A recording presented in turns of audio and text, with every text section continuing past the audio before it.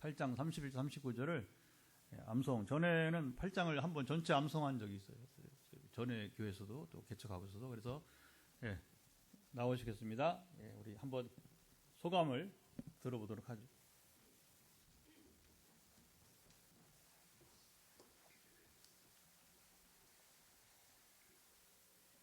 네, 반갑습니다. 먼저 로마서 8장 31절에서 39절까지 8장 32절을 먼저 봉독하고 제가 소감을 잠깐 말씀드리겠습니다. 로마서 8장 31절 그런즉 이 일에 대하여 우리가 무슨 말하리요? 만일 하나님이 우리를 이해하시면 누가 우리를 대적하리요? 자기 아들을 아끼지 아니하시고 우리 모든 사람을 위해 내어주시니가 어찌 그 아들과 함께 우리에게 모든 것을 주시지 아니하겠느냐? 누가 능히 하나님의 택하신 자들을 고발하리요? 어렵다 하신 이는 하나님이시니 누가 정죄하리요? 죽으실 뿐 아니라 다시 살아나신 이는 그리스도 예수시니 그는 하나님 우편에 계신 자요 우리를 위하여 간구하시는 자시니라. 누가 우리를 그리스도의 사랑에서 끊으리요? 환난이나 공고나 박해나 기근이나 적신이나 위험이나 칼이라.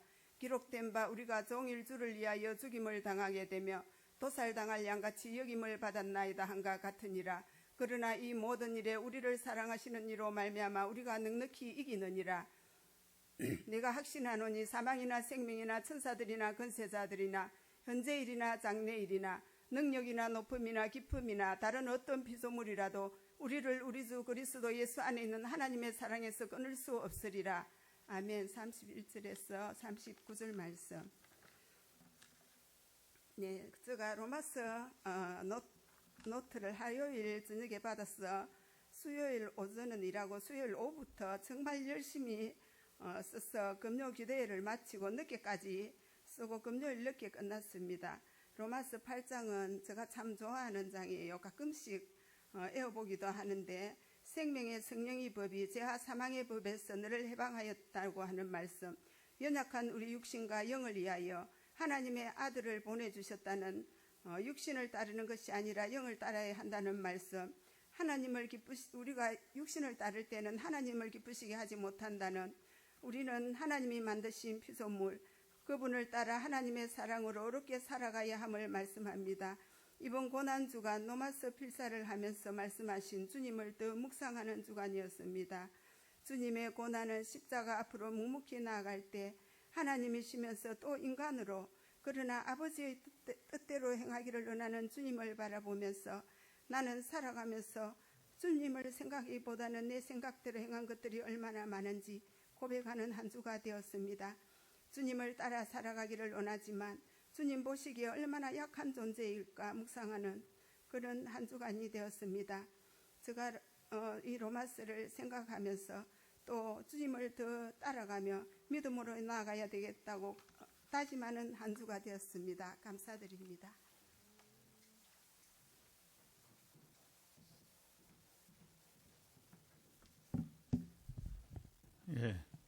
몇 분들이 더 썼지만 오늘 권사님이 대표로 한 분만 이제 소감을 말씀하게 되었습니다. 여러분 그런 적 있으시죠? 온종일 마음이 무겁고 머릿속은 너무 복잡하고 말없이 길을 걷는 것밖에는 할 수 없을 때요.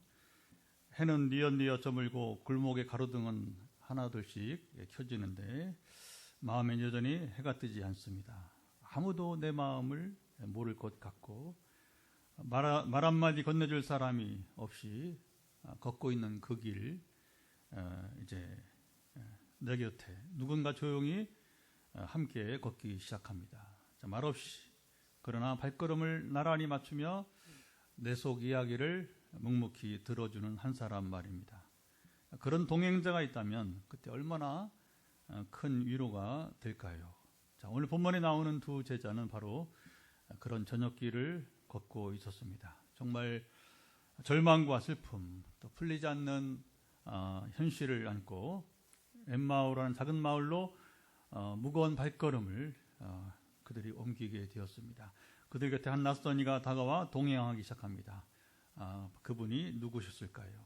자, 우리는 오늘 그 길에 함께 걸어가며 부활하신 예수님을 만나는 이야기로 이제 우리가 이 본문 속으로 한번 들어가 봅니다. 자, 오늘 말씀의 시작은 13절과 14절을 한번 읽어보도록 하겠습니다. 자, 13절, 14절 크게 한번 읽어보겠습니다. 그날에 그들 중 둘이 예루살렘에서 25일이 되는 엠마오라 하는 마을로 가면서 이 모든 된 일을 서로 이야기하더라.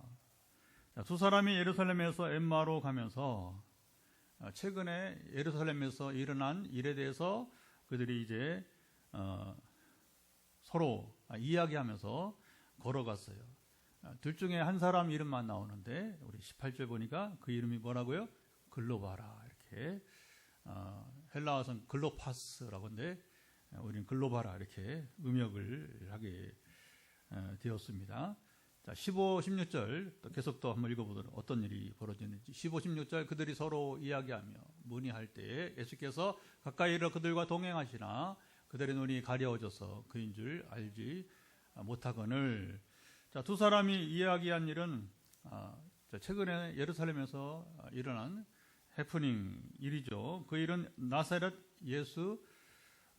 예수의 일이었다고 19절에 말합니다. 자, 이 일이 일어난 지가 사흘째 21절 밝힙니다. 두 사람은 주님이 부활하신 날, 그러니까 오후에 예루살렘을 떠나서 지금 엠마오로 가던 길이었습니다. 25리 이제 킬로미터로는 약 이제 한 11km 정도 이렇게 된다고 이렇게 추정이 됩니다.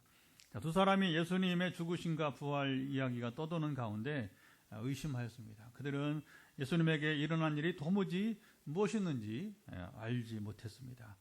두 사람 사이에 부활하신 예수님이 자연스럽게 이렇게 그들이 알지 못하게 동행을 하셨습니다. 옛날에는 이런 일이 있었습니다. 그렇죠. 낯설지만 이렇게 그냥 길 가다가 아니면 산행을 하다가 이렇게 자연스럽게 만나서 이야기하다 보면 또 이제 마음이 맞으면 그날 가지 말고 옛날에 바쁠 게 없잖아요. 그렇죠. 이렇게. 그러니까 하루 같이 지내고 가라고. 고난 일들이 있었어요. 저도 제가 청년기 때인가 청소년기 때 저희 형님이 한국전력 한전에 취직을 했어요. 되게 서울에서 근무했는데 처음에는 이제 경상도에서 발령이 나왔어요. 그래서 저 영주부터 해서 점촌, 상주에 있다고 해서 한번 놀러 오라고 해서 이제 형이 취직을 했으니까 그래서 그냥 이렇게 한번 주말인가 이렇게 갔다가 형을 만나고 형이 용돈 주고 취직했으니까 신발도 사주고 가방 사주고 해서 이제 신나게 오다가 이제 제가 상주에서 충청도 보온 있죠. 속리산. 그래서 한번 기왕에 왔으니까 시간 내 왔으니까 가는 길에 한번 속리산이나 한번 들어가 보자 하고서 이제 제대로 된 그 등산 장비도 갖추지 않고 등산을 하는 거예요. 가다 보면 그냥 누구 만나고 이렇게 얘기하다 보니까 잠깐 산행하면 내려오는 사이에 정이 들어가지고 그냥 가지 말고 나는 산행하러 온 사람이 아니다. 사실 내가 상주에 형을 보고 지금 청주로 가는 길인데 이제 잠깐 들린다는 게 이렇게 등산 가자 하고 괜찮다. 우리 텐트 같이 자라면서 이제 우리 어릴 때 그랬어요. 불과 되게 이제 70년대 말 80년대 초반 이야기입니다. 자, 요즘은 이런 경우를 보기 힘들죠. 사생활이 보장이 되고 철저하게 사생활을 주장하고 이거 참 어려운 일들입니다. 누가 끼어든다는 게 사실 어려워요. 두 사람 사이에 예수님이 동행하시고 대화가 무르익으며 저녁 식사를 함께 했습니다. 두 사람은 주님께 숙박을 하실 것도 제안했어요. 오랫동안 대화를 원했던 것이죠. 그러자 누군가가 오랜만에 낯선 사람 만났는데 얘기가 술술 풀리고 유익한 시간이 될 때에 이런 일이 일어날 수 있었던 것입니다. 두 사람이 주님이신 줄 모르고 그에게 그들이 겪고 있는 지금 그들이 고민하고 그들이 겪고 있는 지금 형편을 그대로 말했습니다. 그들은 예수님이 이스라엘을 속량할 자라. 이스라엘을 여러분 속량, 구속, 구원 같은 거예요. 그래서 이스라엘을 이제 구속할 자, 구원할 자라 바랐는데 그가 십자가에 죽으시고 사흘이 지났습니다. 주님의 시체는 없어지고 일부 제자들이 이제 시신은 없어지고 천사가 나타나서 이렇게 보았다는 말만 들리며 우리는 절망 가운데 지금 이제 낙향이죠. 고향으로 엠마오로. 그래서 성지순례 전에 2001년인가 가봤더니 이제 가이드가 말해요. 그래서 이제 예루살렘에서 테라비브는 지금 행정 수도죠. 우리 세종시 같이. 그래서 이제 실제 수도는 이제 우리 우리나라처럼 이제 서울은 예루살렘이고 세종시가 말하자면 이제 테라비브 바닷가 쪽으로 이제 신도시를 만들어서 공항이 다 거기 있거든요. 그러니까 공항 쪽으로 하면서 여러분 우편을 보세요. 여기가 엠마오로 추정되는 마을입니다. 실제로 예루살렘에서 차로 움직이니까 뭐 떠난 지 얼마 안 되는데 이제 테라비브 방향으로 이곳이 이제 엠마오라 이렇게 말한 기억이 이제 추억이 있습니다. 바로 이 두 제자는 고향이 예루살렘에서 멀지 않은 곳에 있었던 것이죠. 주님은 절망에 빠진 두 제자에게 그들이 모르게 나타나서 이런 식으로 동행해 주시고 대화해 주셨을까요? 자, 부활하신 예수님은 글로바와 그의 친구에게 25, 26절로 건너뛰어 보겠습니다. 또 읽어보도록 하죠. 25절, 26절 이르시되 미련하고 선지자들이 말한 모든 것을 마음에 더디 믿는 자들이여 그리스도가 이런 고난을 받고 자기 영광에 들어가야 할 것이 아니냐 하시고 주님은 두 제자를 책망하셨어요. 처음에는 부드럽게 그렇죠. 자연스럽게 두 제자와 이렇게 동행하시고 대화를 이어가다가 그냥 뭐 이렇게 옛날에는 뭐 이게 사는 곳이니까 그렇죠. 뭐 자동차가 있어요. 뭐 그렇다고 뭐 말을 타고 가겠어요. 되게 거의 뭐 그렇죠. 7, 80%의 사람들은 걸어 다니는 거죠. 걸어 다니는 거. 이게 조금 여유가 있는 사람이나 나귀를 타든다든가 아니면 이제 말 타는 건 뭐 보통 우리는 요즘 말하면 벤츠 타는 거죠. 말 타는 건 얼마나 어려워. 왜냐하면 말 한 마리 여러분 키우기가 보통 사람에게는 좀처럼 어려운 군대가 아니면 또 어려운 일이었던 것이죠.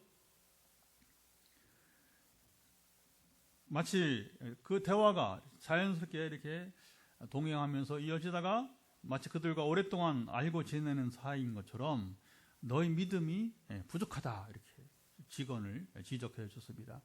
주님의 죽으심과 부활에 대해서는 구약 선지자들이 이미 충분히 성경을 통해서 예언해 주지 않았느냐. 예수님은 아직 자신의 정체를 드러내지 않으시고 엠마오로 가던 두 제자에게 구약의 예언자들이 예언했던 십자가와 부활 이야기, 이런 고난을 받고 자기 영광에 들어간다 등이 알고 믿어야 한다고 직언해 주셨습니다. 주님은 두 제자를 책망만 하지 않으시고 그들이 모르는 것을 구체적으로 이제 상냥하게 친절하게 설명해 주셨습니다. 자, 27절 한번 27절 보면 이에 모세와 모든 선지자의 글로 시작하여 모든 성경에 쓴 바 자기가 관한 것을 자세히 설명하시니라. 모세는 이제 모세 인물이 아니라 바로 이제 모세가 기록한 성경책을 말하죠. 뭐 썼죠, 모세가? 첫 성경 창세기부터 신명기 5권. 그래서 이것을 5권이니까 모세 오경 이렇게 시작 모세 오경 그렇게 이제 부르는 거예요. 그래서 이제 모세와 선지자라고 하는 것은 모세라는 인물과 선지자 누구를 말하는 게 아니라 구약 성경을 옛날에는 우리가 오늘 구약 성경, 신약 성경 하는 것이지 예수님 시대에는 그냥 성경이지 구약 성경 이렇게 말하지 않았단 말입니다. 신약이 완성되고 나중에 이게 정경화되면서 언제냐면 되게 주후 100년 이후에나 우리가 이제 구약이니 신약이니 말하는 것이지. 물론 예레미야 31장 31절에 보면 새 언약을 주리니 예수님이 하나님께서 이스라엘 바벨론 포로 가운데 절망 가운데 있던 이스라엘에게 새 언약. 그래서 새 언약이란 말이 한문으로 뭐예요? 한자로 그게 새 언약이 신약이죠. 그래서 신약이란 말이 먼저 나오긴 사실은요. 성경을 보면 그래서 신약이란 말이 먼저 나오니까 과거의 언약이 뭐예요? 구약이 되는 것이죠. 그래서 우리가 후대에 그렇게 부르는 것이지. 그래서 이제 구약이란 말을 이제 여기 뭐라고 대신하냐면 이건 예수님 말만 아니라 당시 유대인들의 공통적인 표현이었어요. 모세와 선지자. 그러면 이게 바로 뭐예요? 모세오경과 예언서죠. 선지자들이 쓴 글들이 있잖아요, 그렇죠? 사무엘서 같은 경우는 역사서지만 사무엘이 또 그 예언자잖아요, 예언자, 선지자잖아요. 그러니까 사실은 선지자의 글은 광범위하게 이렇게 또 모세도 선지자라 불리게 되었고 다양하게 성경에 있게 되는 것이죠. 그래서 주님이 두 제자 앞에서 요즘 말로 말하면 사경회를 여셨습니다. 사경회가 뭐냐면 이제 성경을 읽으면서 풀어주는 게 사경회예요. 우리가 흔히 이제 부흥회 나중에 나온 말이고, 원래 전통적으로는 예수님도 그렇고 지금 이것도 오랜 세월 뭐냐면 주로 이제 교회가 이 예배 외에 별도로 모이는 그 주중에 회집하는 모임을 사경회라 그렇게 부르던 겁니다. 근데 어느 시대부터 자꾸 부흥 좋아하니까 그 사경회가 아니라 이상한 모양으로 이렇게 막 바뀌는 경우도 있었던 것이죠. 그래서 어쨌든 우리도 화요 말씀 치유 집회를 하면서 사경회를 하지만 성경을 가지고 풀어가면서 그걸 이제 이해하게 하고, 그리고 다만 이제 우리가 추구하는 것은 성경 시대에 있었던 이야기로 그치는 거 아니라 오늘 우리에게 이어지는 삶의 이야기가 돼야 되니까. 할렐루야. 이게 이제 부흥이라고 볼 수 있는 것이죠. 자, 구약 성경에는 예언서만 아니라 성경 전체 골고루 예수님에 대해서 예언되었습니다. 창세기 3장 15절 여인의 후손, 그 누구예요? 여인의 후손이에요. 뱀의 머리를 밟을 사람, 예수님이죠. 뱀은 사탄의 권세를 말해요. 사탄의 권세를 꽉 잡고 더 이상 사탄이 이제 기승을 부리지 못하게. 그리고 사탄이 기승을 부려도 바로 이미 뱀이 예수님께서 뱀의 이제 머리를 밟았으니까 이제 주님의 통치 아래 거하게 된 것이고. 할렐루야. 우리가 이제 더 이상 사탄의 권세를 두려워할 필요가 없는 바로 일이 된 것이죠. 그리고 뭐 또 이제 신명기 18장 15절 같은 경우 보면 모세가 예언한 거예요. 그래서 이제 나와 같은 선지자, 그러면서 그 선지자, 그냥 선지자 아니라 그 선지자는 뭐냐면 한 명밖에 없는 선지자를 말하는 거예요. 그러면 모세 이후에 모세 같은 선지자 단 한 사람, 단 한 분 누구예요?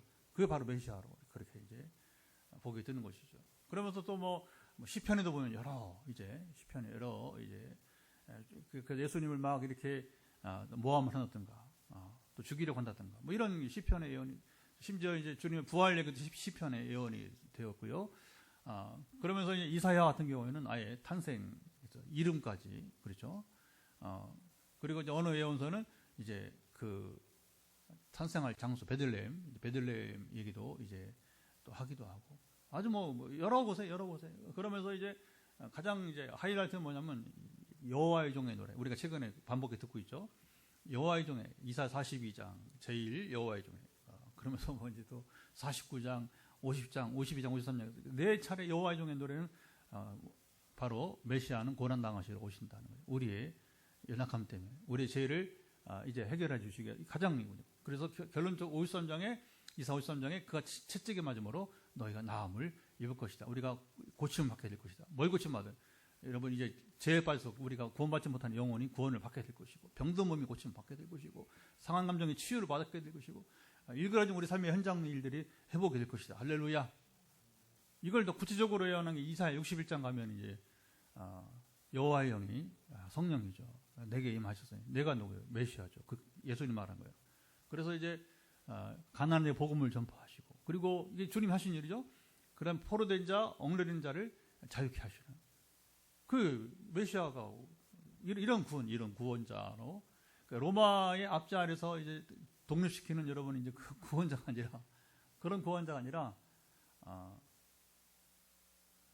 바로 유대인만 아니라 모든 민족, 이 우주적 구원을 이루실 주님의 이야기가 얼마나 여러분 성경에 꽂혀 있어요. 그렇죠? 그리고 이제 주님 오시는 길을 예비할 것이 이사 40장 보면 그래서 왕이 오는 길을 대로를 평탄케 하고, 세례요한이 그렇죠. 그러면서 이제 마지막으로 이제 말라기 4장 보면 뭔 얘기합니까? 이제 거기 보면 이제 엘리야를 먼저 보내라. 엘리야 죽었는데 뭐 엘리야를 보냅니까? 이게 상징이죠. 세례요한을 먼저 보내서 이스라엘이 이제 오시는 메시아 그리스도의 그 길을 준비하게 하시는 일까지. 그 실제로 때가 되는 게 요한이 나타나잖아요, 그렇죠? 그래서 말라기에 400년 동안 침묵했던 이스라엘 땅 가운데 하나님의 음성이 들리고, 그게 이제 부흥이에요. 하나님의 음성이 들리면, 말씀이 들리면 부흥이 일어나는 것이고. 할렐루야. 오늘 우리도 여러분 뭐가 부흥이냐? 부흥은 성경 말씀이 귀에 들리기 시작하시기 바랍니다. 그 변화와 부흥의 시작이 되게 되는 거예요.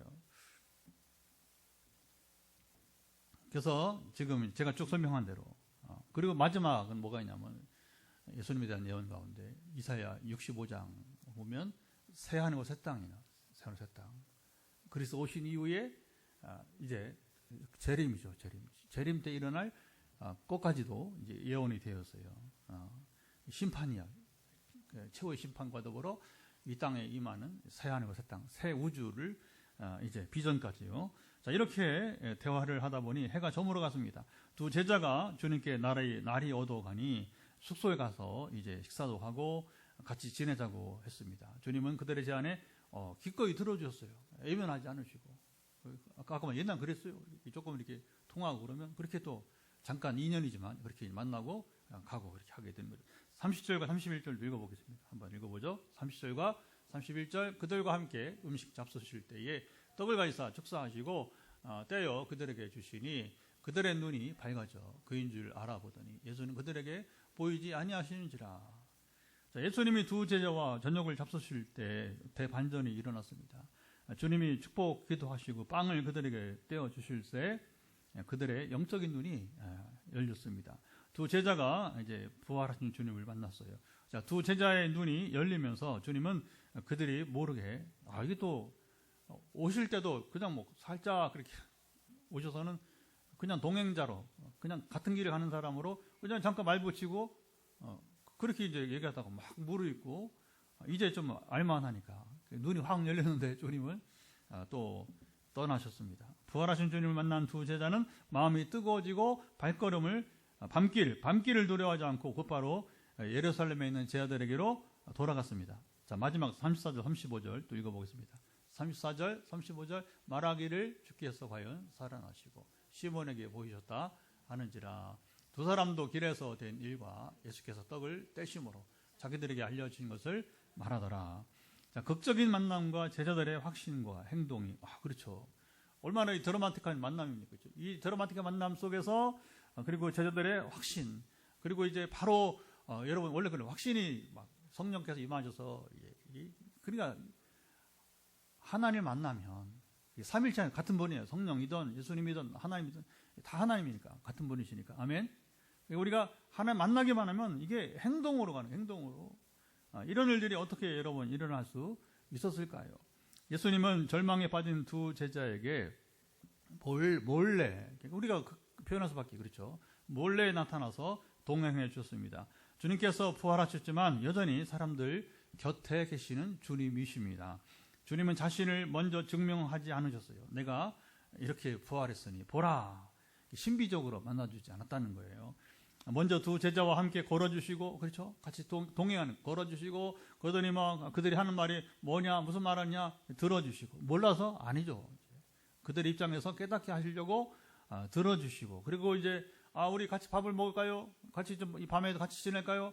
그러니까 이제 주님이 이제 같이 저녁 식사까지 이제 함께 하시고 자, 이 이야기는 단지 예수님이 살아나셨다는 증거를 보여준 것이 아닙니다. 우리의 절망 이 깊은 곳까지 찾아오셔서 그렇죠. 그리고 이해해 주시고 들어주시고 기다리시는 바로 부활하신 주님의 성품을 여러분이 이제 드러내는 이야기예요. 참 이게 멋집니다. 이게 주님이 한번 나타나시면 임하시면 이렇게 다양하게 여러분이 이제 말씀하시고 일하시는 거예요. 우리는 어떤 예수님을 여러분 바라고 있습니까? 우리는 가끔 한순간에 부활을 보여주시는 주님. 갑자기 한순간에 내가 부르기도 전에 문제를 해결해 주시는 주님을 기대하곤 합니다. 우리가 급하죠. 그렇죠? 되게.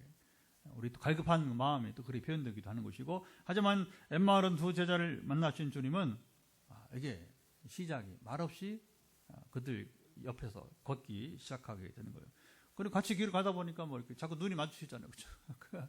그게 조금 이제 이렇게 그런 거예요. 갑자기 나타나서 말에 끼어들기는 어려운 겁니다. 그냥 이렇게 자연스럽게 그냥 동행자로 이렇게 나타나서 가다가 자꾸 눈도 마주치고 그러니까 이제 그 다음에 자연스럽게 말을 붙이게 되고 이렇게 하는 것이죠. 그리고 여기 보시면 우리의 이야기를 들어주시며 또 여기 중요합니다. 기다리시는 분이십니다. 말씀으로 마음을 천천히 여기 참 좋은 표현 덮이시는 우리 마음을 천천히 덮이시는 분이십니다. 이렇게 뜨겁게 덮인단 말입니다. 그리고 식탁에서 눈을 뜨게 하시는 분이십니다. 주님이 두 제자와 동행하신 이유는 한마디로 그들이 절망 가운데 지금 부활을 예수가 죽으시고 뭐야 그렇게 아까 말 유대 종교인들 어떻게 이보다 예수보다 더 많은 기적을 행할 수 있을까? 그러면 그 기적의 내용을 보면 성경에 구약에 예언한 거 다 나오는데 눈 먼저 눈을 뜨게 하고 또 그죠? 그다음에 이제 귀 청각장애 그렇죠? 듣지 못하는 듣게 하셨고 말 못하는 자를 말하게 하죠. 그게 여러분 이사야 35장의 예언인데 저도 아는데 저보다 성경 박사. 옛날에 유대인들은 유대 종교들은 먹고 하는 게 뭐 성경 그냥 율법책 읽는 거예요. 달달달달. 우리는 잘 외우는 거 잘 안 해요. 기계처럼 외워봤자 뭐 이렇게 오늘처럼 뭐 권사님 특별히 이제 자원해서 이제 하시긴 하지만 그럼 뭐 아무 때나 그러니까 뭐 외우고 자랑하고 그래 안 한단 말입니다. 근데 유대인들은 얼마나 자랑하는지 또 옛날에는 또 책이 없고 그러니까 그럴 수 있을 거예요. 그래서 이스라엘이 여러분이 머리가 뛰어난 게 뭐냐면 어릴 때부터 성경을 읽게 하고 가르치고 그다음에 뭐냐면 외우게 하니까 이게 확 이제 어릴 때부터 막 이렇게 외우게 하니까 원래 두뇌는요 사용할수록 늘어나는 겁니다. 머리는 여러분 뇌는 쓸수록 발달한 것입니다. 그런 말이 있어요. 이게 우리 인류사의 최고의 수재는 누구냐? 천재는 아인슈타인인데 아인슈타인은 하나님 주신 뇌에 몇 프로를 쓰고 죽었을까? 물론 이게 가정인데 추정인데 되게 10분의 1도 못 쓰고 죽었다고.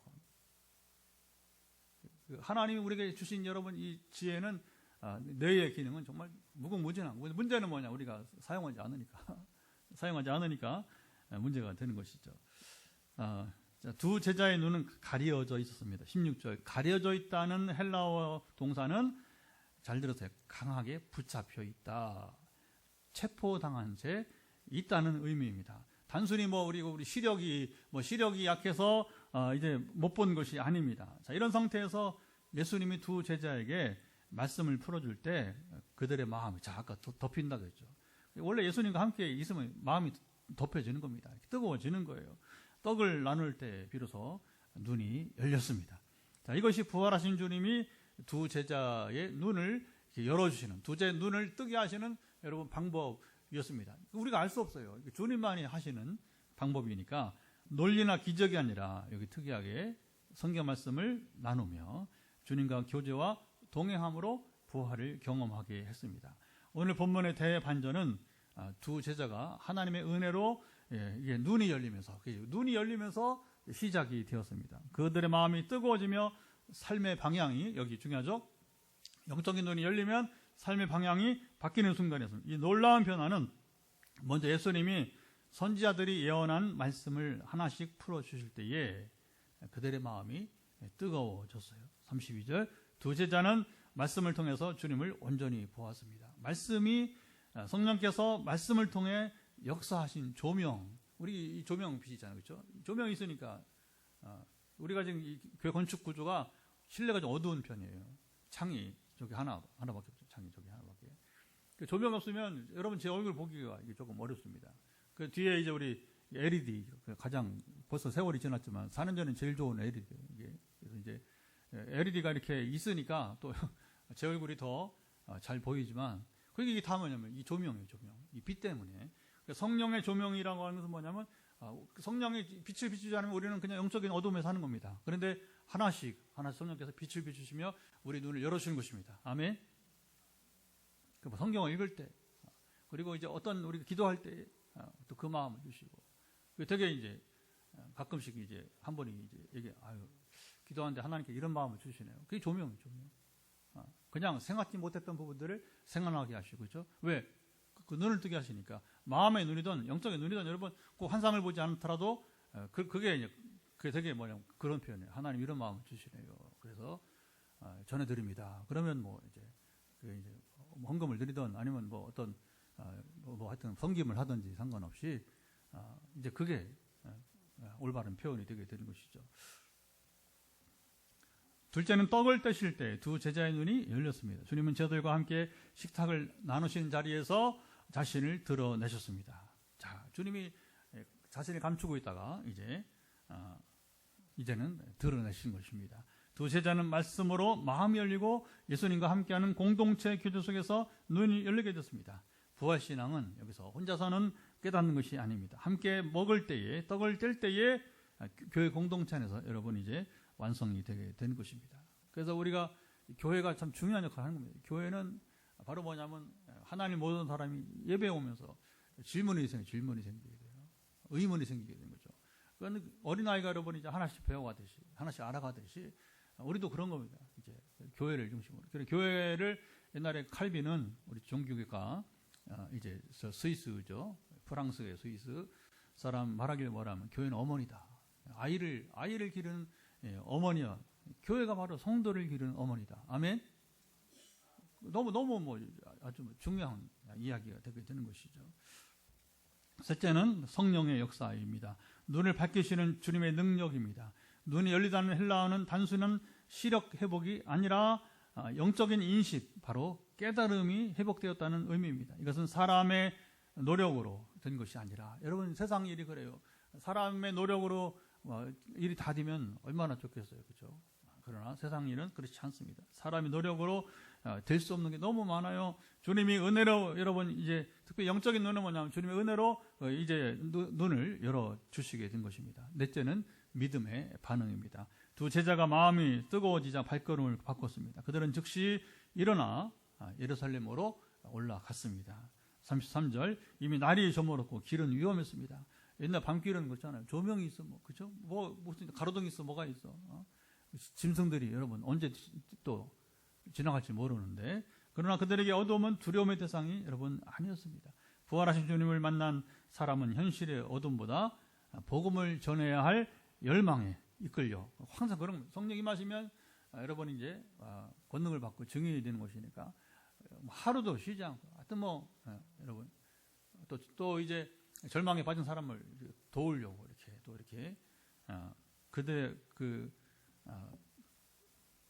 여러분 이제 도움의 손길을 손을 놓을 수가 없죠. 왜냐하면 놓으면 죽으니까. 마치 여러분 우리가 119가 여러분 이제 우리 소방대원들이 그 조난에 빠진 사람을 여러분 이제 그 사명이잖아요, 그렇죠? 쫓아가서 어디든지 산이든지 그렇죠, 바다든지 쫓아가서 건지는 것처럼 말입니다. 그게 부활하신 주님 만난, 성령을 만난 사람들은 이렇게 살 수밖에 여러분 없는 겁니다. 저도 가만히 돌이켜보면 아까 말했지만 첫 30년과 그 다음 16년, 제가 지금 신앙생활 46년째니까 첫 30년과 지금 다시 이어지는 하반부에 30년을 본다면 저의 인생에서 그게 이제 전과 후가 많이 차이가 나요. 정말 많이 차이가 나고 있는 것입니다. 자, 예루살렘이 지금까지 두 제자에게는 두려움과 죽음의 땅이었지만 이제는 부활의 소식을 전할 사명의 땅이 되었습니다. 그러니까 그곳에 가지 않을 수 없는, 하나님 부르시는 곳에 여러분 갈 수밖에 없는 것입니다. 마음은 뜨겁고, 그렇죠? 마음 뜨겁고 하나님 말씀은 여전히 살아 있습니다. 부활하신 주님은 지금도 떡을 떼는 교회, 공동체 안에서 떡을 뗀다는 뭐냐면 우리가 지난번에 성찬식을 했잖아요, 지난주에. 그래서 성례식이 있는 바로 교회를 말합니다. 그리고 성령님은 오늘 이 시간도 우리의 눈을 열어 주십니다. 마음을 뜨겁게 하며 절망이 일어서 예루살렘을 향해 우리 돌아가게 하시는 분입니다. 자, 두 제자의 눈이 밝아져 부활하신 예수님 줄 알아보는 순간 참 신기하죠. 주님은 바로 그들에게서 보이지 않으셨습니다. 왜냐하면 더 있을 필요가 없기 때문에. 여러분, 하나님의 은혜가 임할 때 우리는 같은 방식으로 여러분 은혜를 기다리면 안 돼요. 그 이미 경험했잖아. 그러면 아까도 아인슈타인이 그 좋은 머리로 10%밖에 못 썼다면 90%를 더 써야 그러니까 하나님은 우리에게 또 다른 기회를 주실 것입니다. 아멘. 전에 터키 갔더니 이제 2명의 세례자가 기다리고 있었어요. 정말 저희 감격스러운, 왜 저에게 그런 영광을 주셨는지. 왜냐면 터키가 지금 8천만 명, 우리 지금 남북한보다 많아요, 그렇죠? 우리 남북한 더하기 해외에 있는 한인들을 다 합하면 8천만이에요. 해외에 있는 우리 한인들이 되게 700만 정도 되니까 남북한 7천만에다가 이렇게 하면 또 이제 어쨌든 비슷하게 터키 인구랑 우리나라 아주 비슷한 점이 많이 있습니다. 근데 8천만 명의 터키 인구 중에서 자, 보세요. 세례받은 기독교인이 얼마 되냐? 8,000명. 8,000명. 근데 8,000명 중에 2명을 우리가 이 순회 선교 사역을 통해서 2명을 세례 8,000분의 2가 이게 굉장히 큰 겁니다. 아멘. 너무너무 이러고 감격스러운 순간이었어요. 근데 이제 아이고 그래서 이 세례받는 어떻게 격려하고 위로할까? 근데 제가 할 거 없었습니다. 왜냐하면 두 남녀가 두 분이 뭐 먼저 그냥 바로 얘기해 버리니까 제가 뭐 다른 말을 할 필요가 없어요. 이미 성령님에서 그들에게 은혜를 주셨기 때문에 그 이슬람권에서 한 아주머니는 저기 이제 저 이란 땅에서 왔어요. 이란 땅에서. 그래서 그 아들 며느리가 그 이스탄불 터키에서 이제 이렇게 장사하면서 그러니까 이라크하고 이제 거기는 땅이 연결됐기 때문에 먼 길이지만 그래서 트럭에다가 이제 물건을 싣고 이제 터키가 경제 발달해서 저기 이란보다는 그러니까 이란에서 터키로 와서 물건을 떼다가 또 다시 또 이란에 팔고 하는 거예요. 그리고 국경을 넘을 때면 보통 이제 터키도 그렇고 알잖아요. 이란 얼마나 어려운 나라들이에요. 그게 뭐 그 세관 통과하려면 얼마나 힘들겠어요. 그런데 희한하게 하나님의 도우심으로 그 고백이에요. 고백. 그럼 제가 무슨 말이에요? 하나의 은혜를 매일 늘 경험한다니까. 그러니까 이제 그걸 알고 엄마가 그 아들 며느리 어머니가 세례를 여러분 기꺼이 받겠다고 하는 거예요. 그리고 이제 그 터키 남자인데 이 형제는 뭐 성령께서 새벽에 깨워서 야 너 저기 한국 선교사가 있는 교회 가보라고 이렇게 새벽마다 깨운다는 거예요. 근데 이제 우리 갔을 때 근데 요즘은 성령이 안 깨우셔요. 그래서 그래서 뭐라고 하냐면 이제 형제도 이제 다른 도전을 가져라. 그건 이미 충분히 경험해서 네가 나오면 되잖냐. 그러니까 이제 당신이 나오면 되는 거니까 그런 거예요. 우리가 한 가지 경험을 하면 왜 또 요즘은 그런 식으로 역사하지 않느냐 그러면 안 되고 다른 걸 구하세요. 그러면 무궁하게 우리가 여러분 끝없이 하나님 경험할 수 있게 될 것입니다.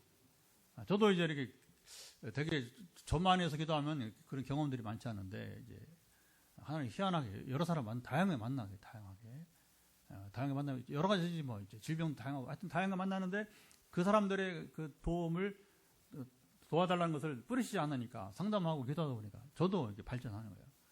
저도 지평이 이제 사역에 이제 여러분 이제 사역 섬길 자들이 늘어나게 되는 것이고 그러면서 저도 하나님을 더 알아가는 기회가 되니까 경험이 더 풍부하게 되게 되는 것이죠. 사람이 노력해서 얻는 깨달음이 아니라 하나님께서 은혜로 열어주신 여러분 이제 인식이라고 하는 거죠. 고린도서 4장 6절에 보면 하나님께서 그리스도의 얼굴에 있는 하나님의 영광을 아는 빛을 우리 마음에 비추셨느니라. 그러니까 하나님의 여러분 빛이 우리에게 임하여 우리가 깨닫게 되는 것입니다. 자, 두 제자에게 부활하신 주님은 십자가에서 패배하는 분이 아니셨어요. 그 왜 아니 이런 주님이 왜 갑자기 이렇게 무기력하게 한 주 만에 잡히시더니 그리고 뭐 그냥 이렇게 너무 비참하게 당시 최고의 극형이잖아요. 이제 십자가형을 이렇게 비참하게 죽으시냐. 그러니까 패배자로 여겼단 말입니다. 그런데 부활한 주님 만나고 보니까 정신이 화짝 차리면서 이제 메시아가 고난 당하셔야 그의 고난이 희생제물 내서 나를 구원한 것이구나 깨닫게 되니까 이게 확 풀리게 된 거죠. 지금 살아계셔서 함께 식탁에 앉아 계시는 주님이셨습니다. 그들 깨닫는 순간 주님이 그들에게 보이지 않았습니다. 이제는 보지 못해도 이게 중요하죠. 그렇게 믿음이 가야 돼요. 이제는 보지 못해도 여러분 믿을 수 있게 되었습니다. 성령과 말씀으로 살아가는 신약교회의 믿음이 여러분 나타납니다. 요한복음 20장 29절 예수님이 그러잖아요. 도마에게 보지 못하고 믿는 자들은 복되도다. 시작. 보지 못하고 믿는 자들은 복되도다. 이 복음의 결정체가 됩니다. 엠마오에서 주님은 먼저 다가오시고 함께 걷고 말씀을 풀어주시고 떡을 떼주셨습니다. 부활하신 주님은 오늘 우리와도 동행하고 계십니다. 우리는 언제나 혼자가 여러분 아닙니다. 예수님은 우리 인생의 길 위에 오늘도 조용히 동행하고 계세요. 눈이 열린 자는 어디서나 주님의 동행을 기대하며 여러분 이제 살아갑니다. 제 아들은 말씀을 들을 때 마음이 뜨거워졌고 떡을 들 때에 눈이 열렸습니다. 오늘 우리도 주일마다 말씀을 통해서 여러분 주님을 새롭게 만날 수 있기를 바랍니다. 하나님의 말씀 안에서 교회 공동체 안에서 매 순간 다시 내 눈을 열어주시는 은혜를 여러분 행하시고 계십니다. 그게 우리 아버지시니까 그분이 우리 아버지시니까 하나님이 여러분 우리랑 상관이 없는 분이라면 우리에게 뭐 주실 게 뭐 있어요. 그러나 자식이기 때문에 자녀이기 때문에 여러분 계속해서 무한히 주시고자 하는 것입니다. 두 제자는 절망에서 해방되었습니다. 밤길도 두려워하지 않고 즉시 예루살렘으로 돌아갔습니다. 자, 거기엔 여전히 위협이 있었고 십자가의 흔적이 남아 있었지만 이제 도망치는 사람이 아니라 부활을 증언하는 사람들이 되었습니다. 눈이 열린 자는 다시 삶의 자리로 돌아가 부활의 복음을 전하며 살아갑니다. 엠마오로 가던 두 제자와 같이 부활의 능력으로 오늘 우리가 여러분 살아가는, 내 힘이 아니라 내 지식과 능력이 아니라 부활의 능력으로 오늘도 살아갑니다. 여러분은 엠마오로 가는 길 위에 있지는 않습니까? 반주자님 올라가 주시고, 주님은 지금도 여러분 옆에서 걸으시며 말씀하고 여러분 계십니다. 말씀을 마음을 뜨겁게 할 때, 그렇죠, 눈이 열리고 삶이 바뀌는 은혜가 오늘 이곳에도 임하도록 이 시간 기도합니다. 하나님 아버지 감사합니다. 부활절 아침에 우리 권사님 이번에 귀한 우리 로마서 필사 주님 통하여 받은 은혜를 소감을 나누고, 그리고 로마서의 꽃을 알 수 있는 클라이막스 결정체 39절 말씀, 그리스도 사랑을 어떻게 우리가 함께 하시고 끊을 수 없는 하나님의 사랑 이야기 우리 나눴지만, 아버지 하나님 참으로 이 부활절에 엠마오로 가던 두 제자도 주께서 그들을 주여 절망 가운데 놔두지 않으시고 그들과 잘 동행하시며, 그리고 이제 아버지 하나님 참으로 성경을 가지고 풀어서 그들의 주여 주님이 누구신가를 성경의 예언의 말씀을 먼저 지식으로 그리고 풀어서 이야기할 때 그들이 깨닫는 순간 바로 앞에 계신 분이 주님이심을 알아보고, 그리고 이제 이 경험이 그 삶을 다시 부르심의 자리로 예루살렘으로 가서 증인으로 이제 증거하는 것을 보게 됩니다. 오늘 우리에게 주여 하나님이 찾아오시고 우리의 눈이 열어서 하나님 만났을 때 우리도 그 자리에 있지 말고, 우리가 지금 이제 행복 모임 3주차 맞이하게 되는데 우리도 복음의 증인으로 우리가 가정에서 또 이웃과의 관계에서 우리가 우리의 민족과 또 국경을 넘어 지역을 넘어서까지 함께하는 증인의 사명을 감당하게 하옵소서.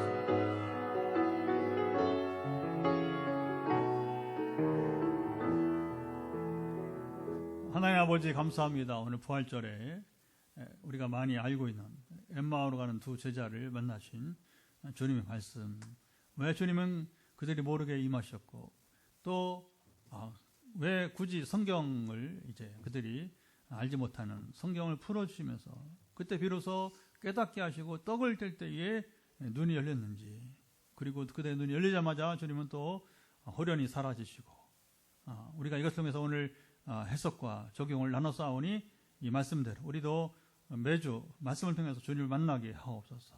말씀으로 우리의 마음이 덮여지게 도와줘 뜨겁기를 원합니다. 그때에 하나님이 이 두 제자에게 주셨던 소병과 같이 사명과 우리도 사명을 주시고 그 자리로 달려가게 해 주옵소서. 예수님의 이름으로 간절히 기도드리옵나이다. 아멘. 우리 귀한 찬송 부르면서 준비한 예물을 드리겠습니다. 자, 오늘은 부활절 무덤에 머물러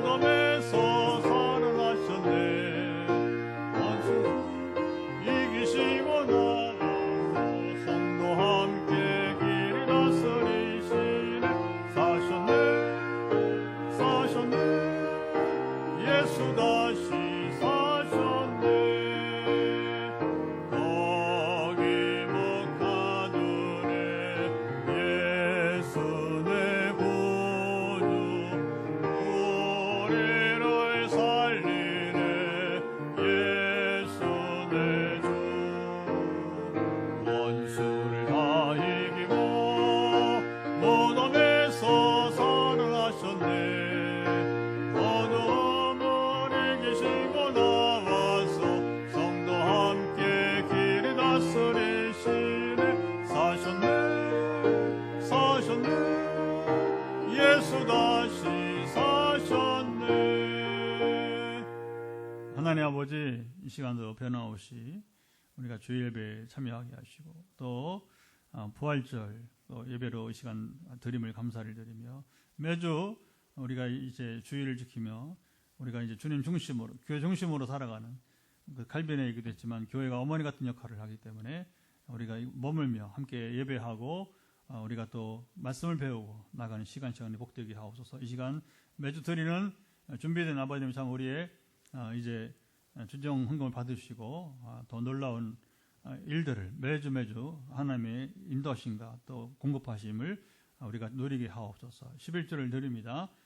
또 매주 드리는 분 또는 아버님의 참으로 한 달에 한 번씩 드리는 분 상관없이 저들이 지금 담당하는 모든 일들을 붙드시고 가정경제를 붙드시고 함께 하옵소서. 또 일할 때에 한 주간 한 달간 피곤치 않도록 붙드실 것을 간절히 원하며 우리 또 윤성경 목사님은 이제 교사로서 그동안 많은 세월 섬겼는데 마지막 해인데 정말 유정의 미를 거두기를 기도하고 있사오니 끝까지 건강 주시고 또 보람을 느끼게 하시며 이끌어 주시고 또 이종훈 목사님 11주를 들고 있사오니 받으시고 매일매일 매주 일하는 그 발걸음을 안전하게 지키시며 함께 하옵소서.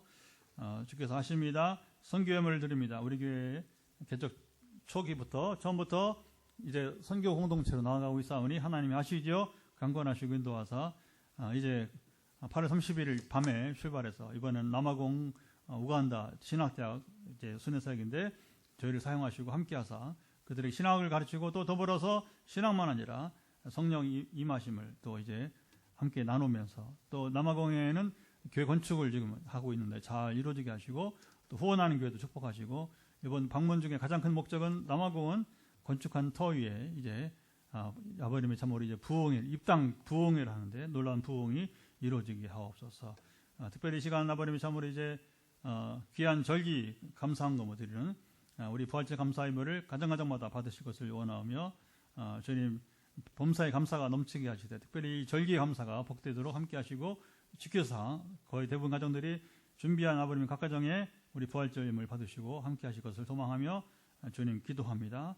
받으시며 감찰하시고 또 이제 우리를 위해 십자가 죽으시고 다시 살아나신 예수님께 감사드리고 저희에게도 새 생명 허락하옵소서. 이런 제목으로 드린 부활절 감사 가운데 특별히 함께 하시고 받으실 것을 기대하며 기도합니다. 또 이제 우리 교회 주중에 선교단체가 주기적으로 사용하고 있사오니 사용하면서 전기세를 같이 분담하거나 또 어떤 분이 또 여기에 첨가해서 드리는 작정하여 드리는 예물도 있사오니 주님 이 모든 헌금들이 복되게 하시고 또 오늘도 이제 쉬는 줄 알고 예배에 왔지만 다시 또 중간에 불려서 나간 부름받아 나간 우리 이선욱 목사님 함께 하시고 지켜줘서 고나지 않게 붙들으시고 지금 특별한 직업 가운데 있다 보니까 하나님이 온라인으로 또 11주를 드린 가운데 있사오니 받으시고 또 한 달간 우리 이선욱 목사님 200원 저병원 또 다니면서 여러 사람 가정들을 섬기게 될 텐데 주께서 몸을 붙드시고 또 마음도 영혼도 지켜 주옵소서. 또 온라인으로 헌금한 기타 모든 분들 또 이제 우리 교회 지원하는 이제 매주마다 이렇게 각기 다르게 또 특이하게도 정말 이제 서울에서 부산에서 또 포항에서 또 저기 전주 순천 등에서 아버지님 참으로 이제 후원하는 교회들 또 개인 후원이나 또는 아버님이 이제 메타버스로 만나면서 하나의 은혜를 경험함으로 자발적으로 11조나 기타 예물을 드리는 각 가정들까지 동일하게 축복하시고 함께 하소서. 한 주간도 붙으시고 이제 부활절 맞이싸우니 또 새해 부활절 맞기까지 우리가 믿음으로 이제 오늘 이제 엠마오로 간 두 제자의 경험들을 거기에 머물자 또 다른 이제 인생 경험으로 성령의 경험으로 나가는 우리 삶을 이끄시옵소서. 기대합니다. 예수님의 이름으로 축복하며 기도리옵나이다. 아멘. 예, 다 같이 일어나서 우리 인사하시고 성령을 드리도록 하겠습니다. 예, 우리 인사할 때 주님의 부활을 축하합니다. 주님의 부활을 축하합니다.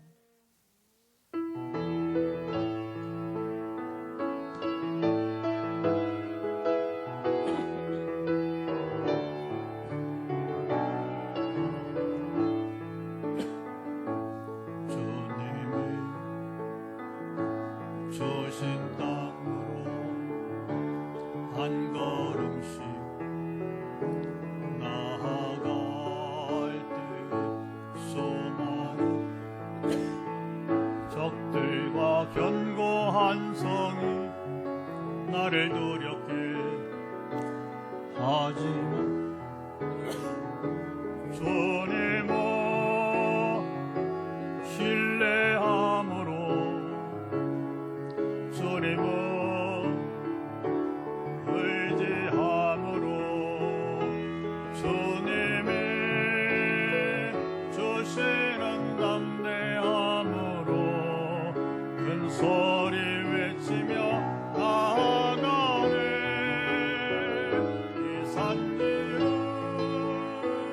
내게 주소서. 그날에 주께서 말씀하신 이제 내가 주님의 이름으로 그 땅을 취하리니 이 산지를 내게 주소서. 그날에 주께서 말씀하신 이제 내가 주님의 이름으로 그 땅을 취하리니. 이제는 우리 주 예수 그리스도의 은혜와 아버지 하나님의 사랑하심과 성령의 교통하심이 오늘 부활절 맞이하여 죽음을 이기시고 승리하신 영원히 사시고 또 영원한 우주의 주인 되신 우리 주님을 본받아서 우리도 약간의 삶에 어려움이 있을지라도 근데 이겨내고 승리하며 주님을 본받아 살기를 원하는 사랑하는 모든 빛내리 성도들 가운데 저도 열심히 사는 삶의 현장, 직장, 사업장, 가정 또 흩어져 있는 자녀들 가운데 이 나라 민족 포항복음화, 민족복음화, 세계복음화의 주역인 본교회 우리 교회와 함께하는 모든 이들 가운데 영원토록 함께하옵시기를 간절히 축원하옵나이다. 아멘.